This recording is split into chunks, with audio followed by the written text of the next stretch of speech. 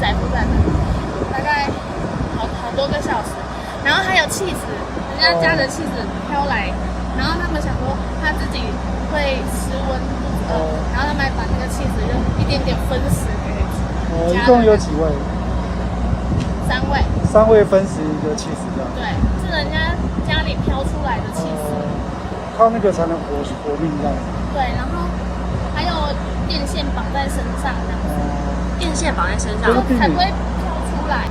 因为那个水是，你看我弟弟184公分，他也是踩不到地的状态，然后身上都是那个在泥水里面的那种杂物划伤的。大概泡多久的时间？10几个小时我们才自救下来，水退的时候我们才自己走出来，带着自己走出来。当时的状况就是也没有人叫我们家里的人撤，都没有听到。然后是我弟弟听到那个水的声音，他们说就很像地震前的地鸣这样子。然后他低头看到那个水还在脚环，然后抬头叫我妈妈的时候，那个水已经在膝盖了。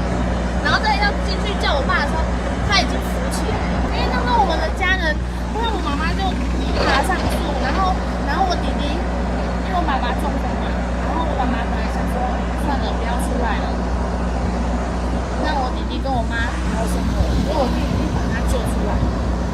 然后他们在水里载负载那里，大概好多个小时。然后还有气死，人家家的气死飘来，然后他们想说他自己会失温肚子饿，然后他们还把那个气死就一点点分食给一共有几位？3位。3位分食一个气死这样。对。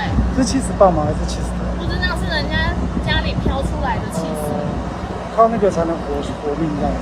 对，然后还有电线绑在身上这样子。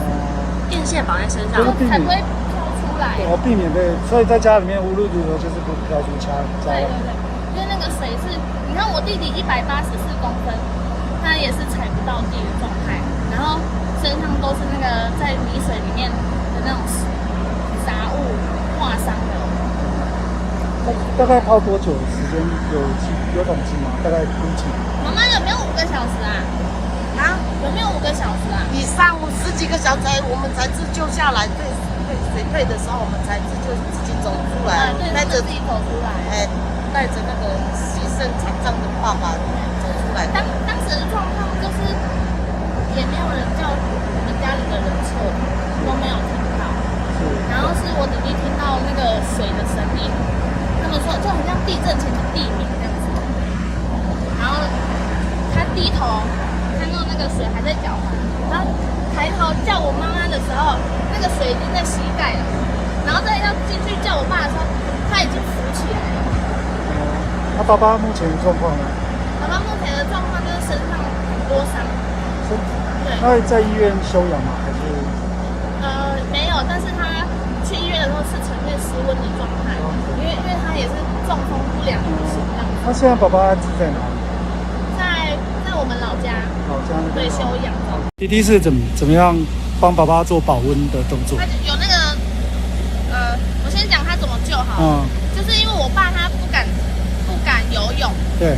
然后他就一直抓着铁栏杆不敢出来，然后刚好有那个水桶啊，还是油桶？水桶飘过来，然后他就说：“爸爸，你抓着这个。”然后他就带他漂浮大概10公尺，去抓着我们家的另外一台车。然后就轮流让我爸上去那个车斗那边，因为怕他失温嘛。然后加上体力不支，后来呢，他就拿那个垃圾袋把它包裹起来，因为我爸已经在发抖，那时候真的很冷，就一直泡在水里这样。大概就是这样，因为我爸也是中风啊，又洗肾患者这样。